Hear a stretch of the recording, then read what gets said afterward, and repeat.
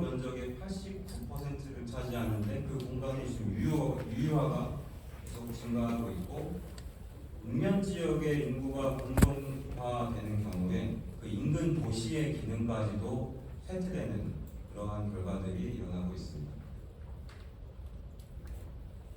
하지만 기회 요인도 있다고 보고 있습니다. 특히 코로나19 이후에 농촌에서 소위 힐링을 하면서 같이 업무를 병행하는 워케이션, 원격 근무 이런 것들이 코로나19 이후에 급격하게 증가한 바 있고 농촌에 반드시 살지 않더라도 거기서 여러 가지 이유로 일시적으로 체류하거나 봉사활동을 한다든지 이런 식으로 거주하지 않지만 농촌에서 여러 가지 활동을 하시는 저희 생활인구가 확대되고 있습니다. 디지털 혁신은 먼 거리, 낮은 인구율과 같이 농촌의 생활 서비스 공급을 조금 저해하는 물리적인 한계점이 있었는데 그런 물리적인 한계를 극복할 수 있는 가능성을 주고 있습니다. 저출생 대응에도 농촌이 중요한 역할을 할 것으로 기대되고 있습니다. 최근 한국은행 연구 결과에 따르면은 우리나라의 도시 인구 집중도가 OECD 평균 수준으로 낮아진다고 한다면 합계 출산율이 증가할 수 있는 그런 효과가 있다고 예측되고 있습니다. 다음은 비전 및 전략입니다. 이번 기본방침에 따른 농촌 공간 재구조화 및 재생의 비전은 국민 누구나 살고 일하고 쉬는 열린 기회 공간으로 잡았고요. 목표는 크게 네 가지입니다. 전체적인 목표는 전국에 400개의 농촌 재생 활성화 지역을 설정하고 그 지역의 여건에 맞는 주도적인 발전을 이룬다라는 게 전체적인 목표이고 또 부분적으로는 3터, 국민의 3터, 1터, 쉼터의 측면에서 어디서나 살기 좋은 3터, 다양한 기회가 있는 활기찬 1터, 국민 모두에게 매력적인 쉼터를 세 가지로 잡았습니다. 그 오른쪽에 주요 추진 전략 및 과제를 보시면 저희가 크게 6가지의 카테고리로 나눴습니다. 먼저 농촌 공간 재구조화, 주거 정주 측면, 생활 서비스 측면, 경제 일자리 측면, 경관 환경 측면, 마지막으로 공동체 및 활력 측면입니다. 자세한 내용은 이 다음 장부터 설명드리도록 하겠습니다. 농촌 공간 재구조화 및 재생 방향입니다. 먼저 농촌 공간 재구조화 파트인데요. 목표는 전국 139개 시군에서 농촌 공간 재구조화 및 재생 계획을 모두 수립하는 겁니다. 그리고 방금 말씀드렸다시피 좀 더 지속 가능한 생활권을 위한 농촌 재생 활성화 지역 400개소를 만드는 것입니다. 우선 정책이 이번 농촌 공간 계획으로 정책이 전환되는 부분을 설명을 드릴 텐데요. 기존에는 농촌에 이러한 개별적인 시설들을 집어넣는다라는 식으로 점 단위로 접근을 했다고 하면은 이제는 농촌 지역 전체에 어떤 공간을 구획하고 각 주거나 산업 이런 기능들이 알맞게 들어갈 수 있도록 면 단위 접근을 한다라는 점이 바뀌는 중요한 부분입니다. 그리고 이제는 중앙 단위에서 이 하향식으로 그냥 예를 들면 사업을 개별 사업을 내려주는 식으로 정책을 했다고 하면은 농촌 공간 계획은 지역이 주도적으로 주민들과 함께 상향식으로 계획을 만들어가게 됩니다.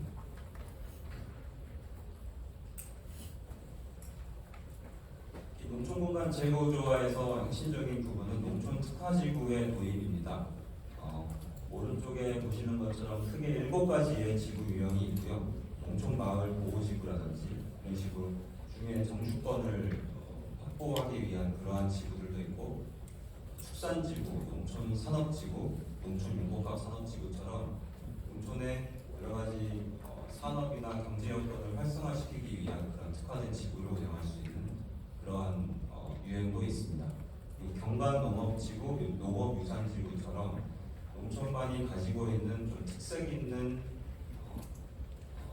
전통적인 유산이라든지 경관 이런 것들을 앞으로 계속 보존시키고 발전시킬 수 있는 유형도 있습니다.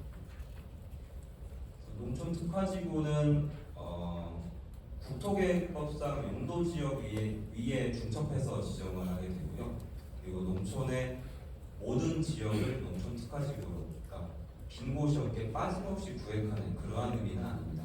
이 농촌이 그 해당 지역이 가진 여건에 따라서 부분적으로 지정을 하실 수 있고, 그리고 경우에 따라서는 이 7개 유형 모두를 지정하지 않아도 됩니다.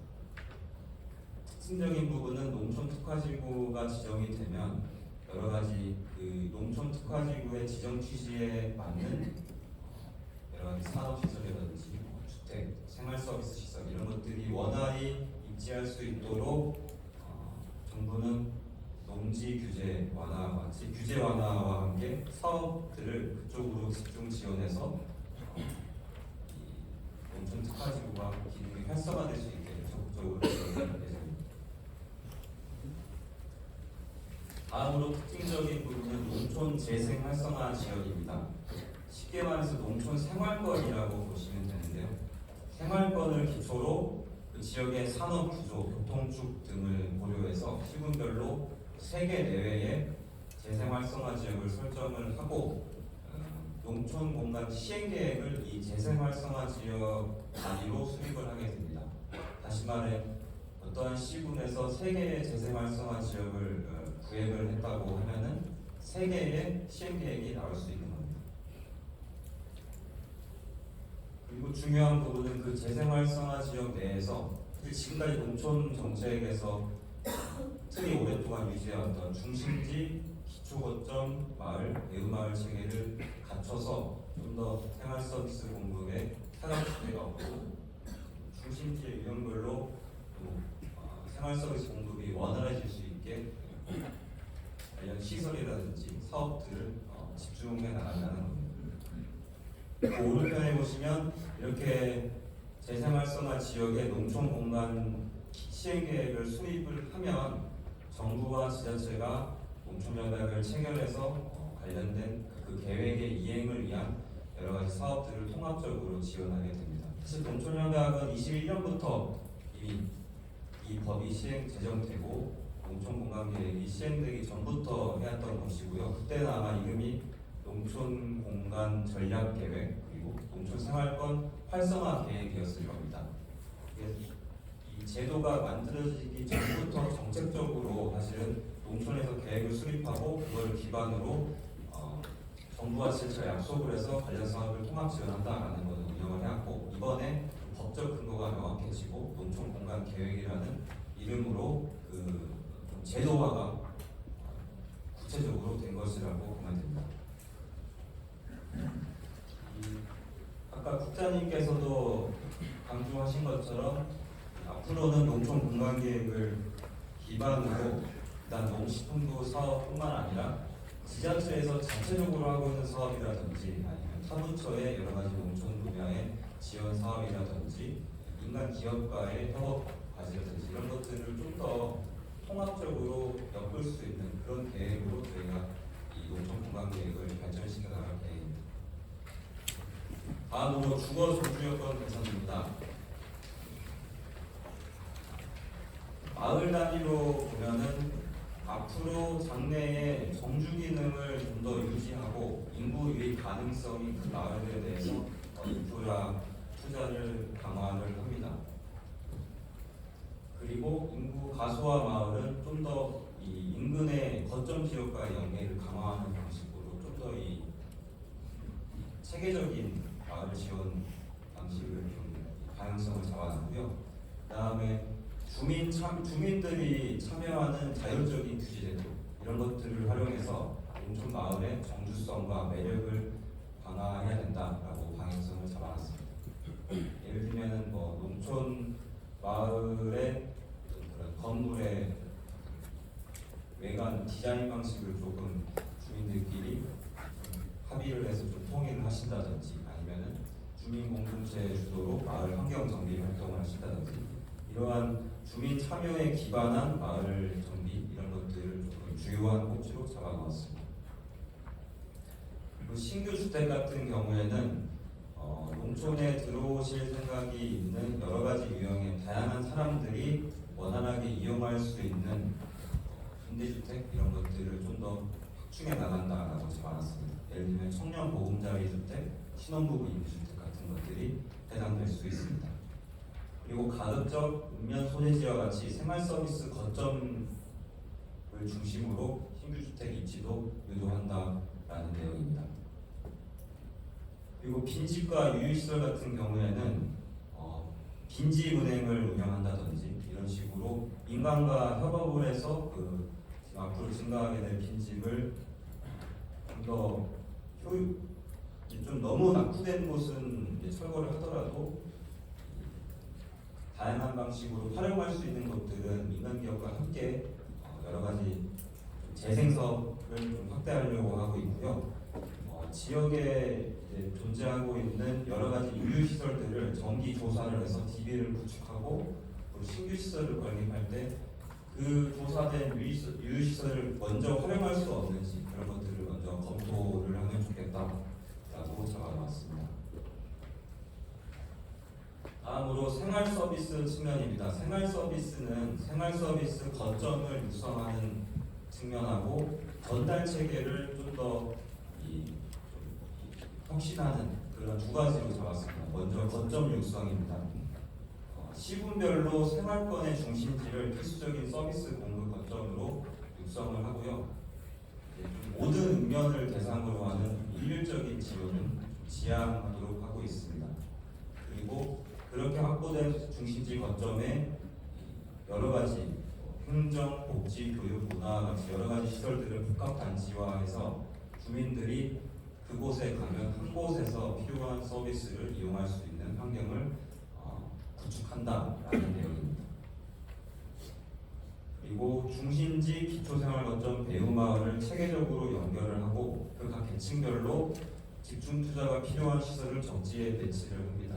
예를 들면 의료 부분은 응급 의료 체계를 갖춘 그러한 좀 고차원 시설은 중심지에 당연히 들어가는 게 맞을 것이고 주민 의료와 생활 의료와 맞닿은 부분들은 기초생활거점 이런 데에 들어갈 수 있도록 체계적으로 배치한다는 내용이고요.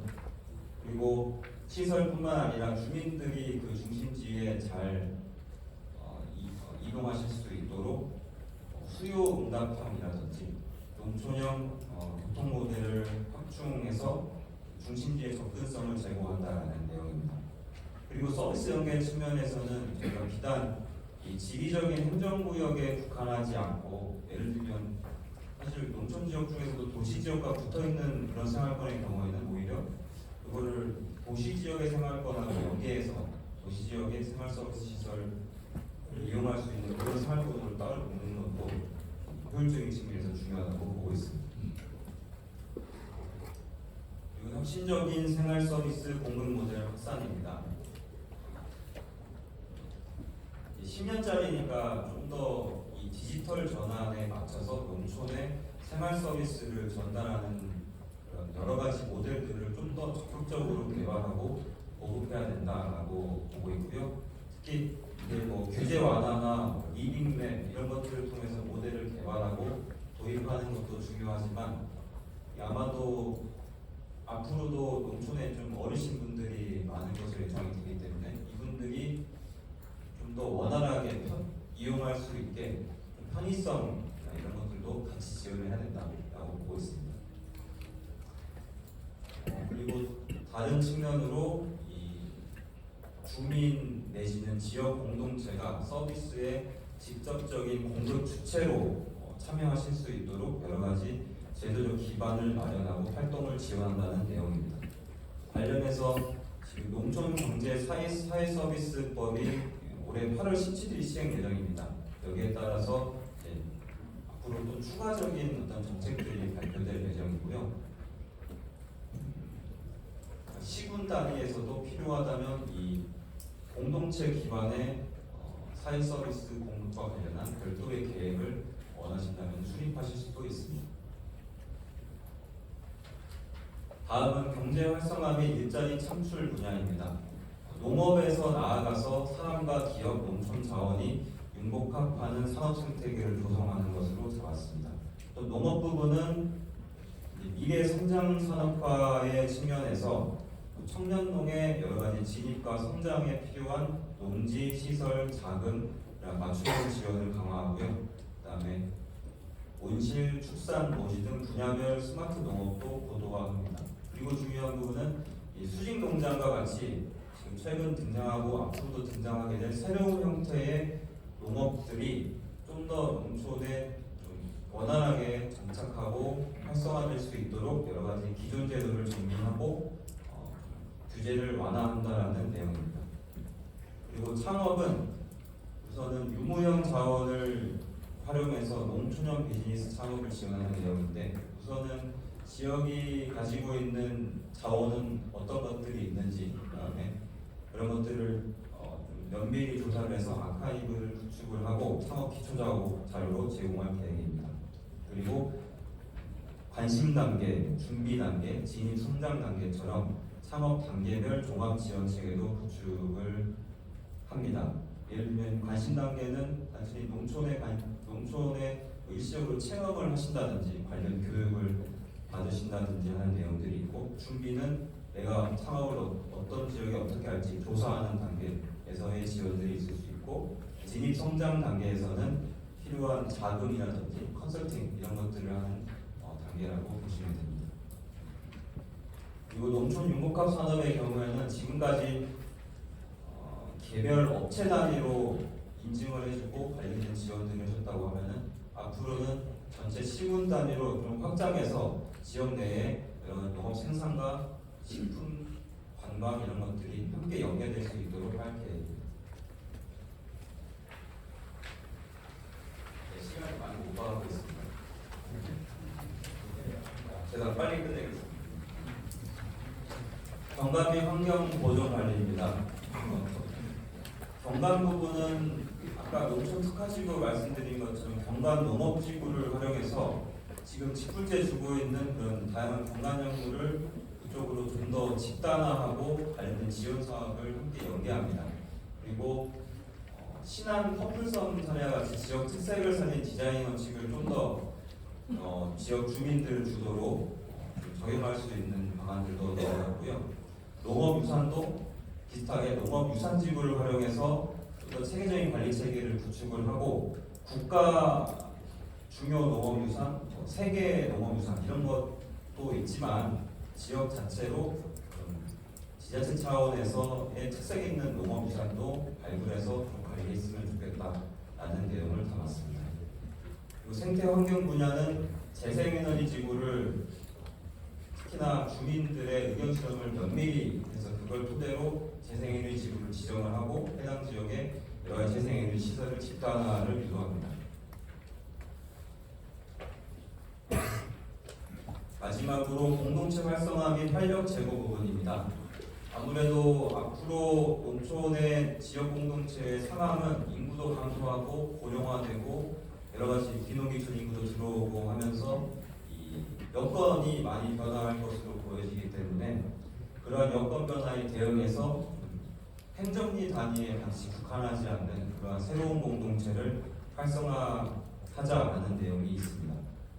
그리고 생활인구를 좀 중요한 목표로 잡고 있는데, 이제는 귀농귀촌과 같은 거주 중심에서 농촌에서 다양한 체류 교류 활동을 하고 영향을 미치고 있는 생활인구를 좀 더 생활인구 분들이 좀 원활히 활동할 수 있는 기반을 확충하자라는 내용입니다.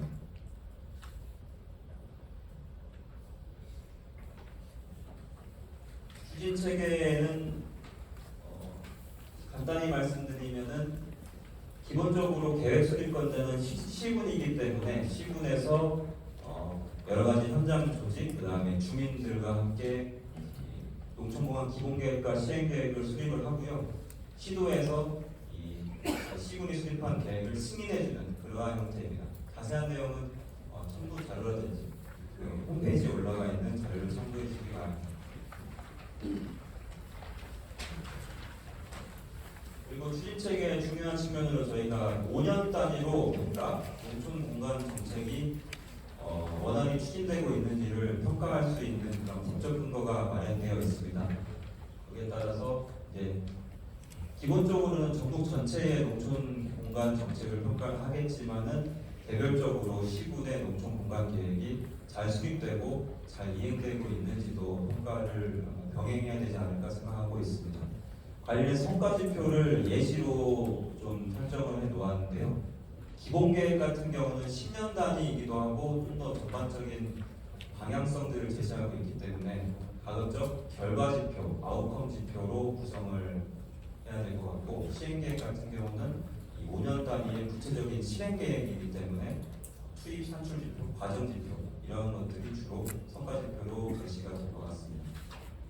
그래서 저희가 일단 공통 성과 지표와 자율 성과 지표를 이용할 수 있다라고 해놓고, 공통 성과 지표 같은 경우는 기본 방식 풀 버전에 여러 가지 예시들을 제안하고 있습니다.